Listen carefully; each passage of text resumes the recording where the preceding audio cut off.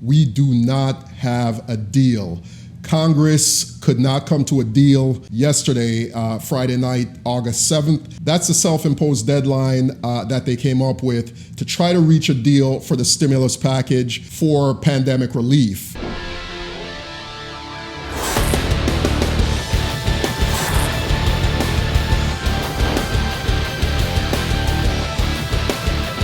Right when I started recording this video, there was breaking news that Donald Trump signed an executive order. Let's take a look and see exactly what he had to say.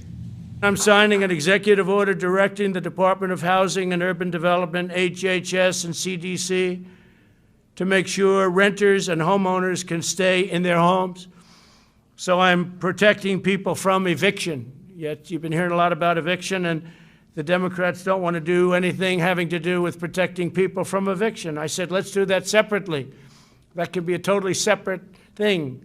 The Department of Housing and Urban Development will also provide financial assistance to struggling renters and homeowners and work with landlords and lenders to keep Americans safely in their homes. So we don't want people being evicted, and the bill, the act that I'm signing, will solve that problem largely, hopefully completely. All right, so I'm not going to play the whole thing, but it seems like he addressed primarily four things in the executive order that he signed. Number one is ongoing unemployment insurance, and the Democrats were at the existing $600 per week, and Republicans were at $200 per week, right? That's what they wanted to do, and it seemed like what Trump did was split the difference, right? So now he signed an executive order of $400 per week, which really it's $300 per week because he wants individual states to pick up the tab for the additional 25%. So out of the $400 per week, the federal government is only going to provide $300 per week,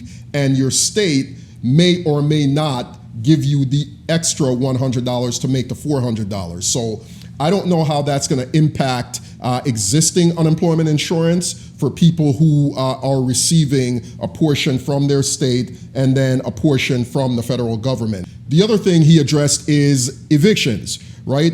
He extended the eviction moratorium, which expired a couple weeks ago. As someone who also operates in the real estate industry, I happen to also be a licensed real estate broker. Those of you who follow me know that.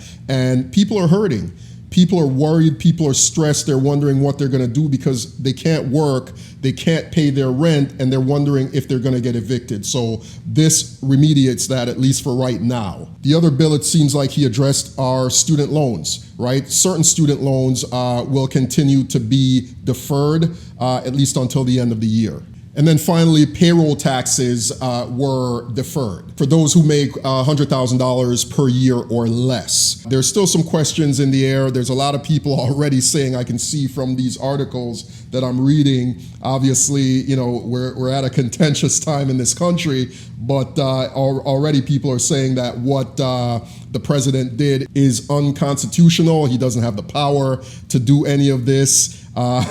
So I'm sure there's some political calculus involved in the moves that were made here, but notably what's not in the order are two things, right? So PPP, Payroll Protection Program, right? It doesn't address what's going to happen with that, but there's still about $130 billion remaining for funding from that program. They do believe that there needs to be more funding, there needs to be more stimulus for businesses. So I don't believe that's going to be too much of an issue. And then the other thing that was omitted or not addressed in these executive orders is the $1,200 stimulus check. It was not an issue of contention between the Dems and the Republicans, so I don't expect that to be an issue. I fully expect for there to be another round of $1,200 stimulus checks going out to everyone. I mean, it's obviously much needed. Now, what are some of the main issues of contention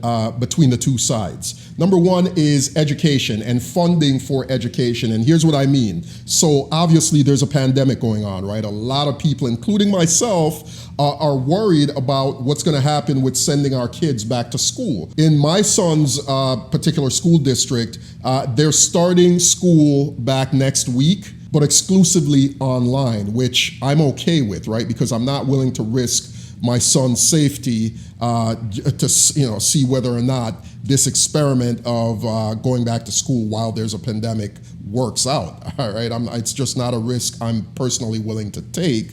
But here's what they're arguing about. So the Democrats want more money. I believe it's somewhere around $500 billion to fund pandemic suggestions, right? To keep the kids safe, for social distancing, or buy the equipment that's necessary to keep the kids safe if they do go back to school in person.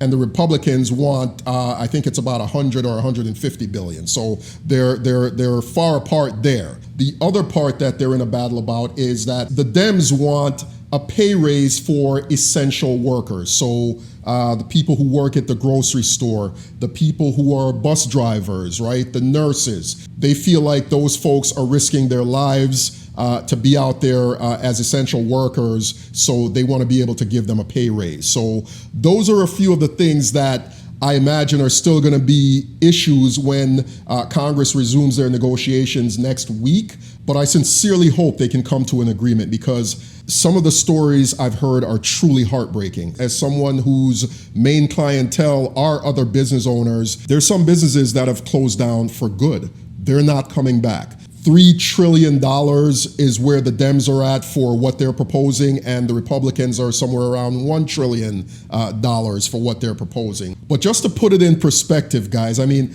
listen, the United States of America is the richest country on the planet, right? GDP, right, annual GDP for 2019 was $21 trillion.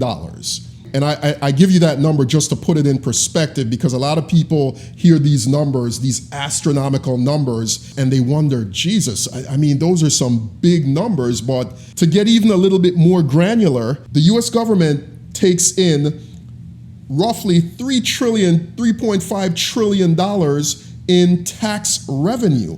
50%, almost 47% of that is from individual taxes. I say that to make the point that what they're arguing about, $3 trillion, it is a large amount, right? That's a huge number. But $3 trillion is roughly what the US government takes in taxes in just one fiscal year. You can argue one way or the other about spending and how much of it the US government does, but in the position we're in right now, people need help. Right? Something as simple as food, something as simple as, pay their rent, right? To take care of their children. But we'll see what happens next week, guys. I'm going to keep giving you updates and keep you posted on what's happening. Enjoy the rest of your weekend. Share this video with a friend, like and subscribe. I'll talk to you soon.